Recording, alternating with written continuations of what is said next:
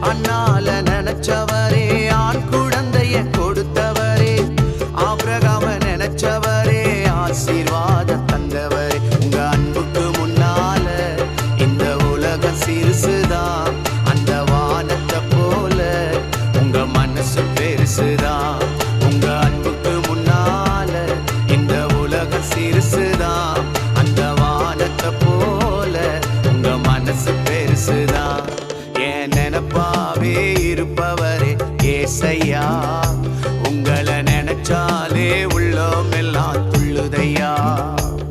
என் நினைப்பாவே இருப்பவரே ஏசையா,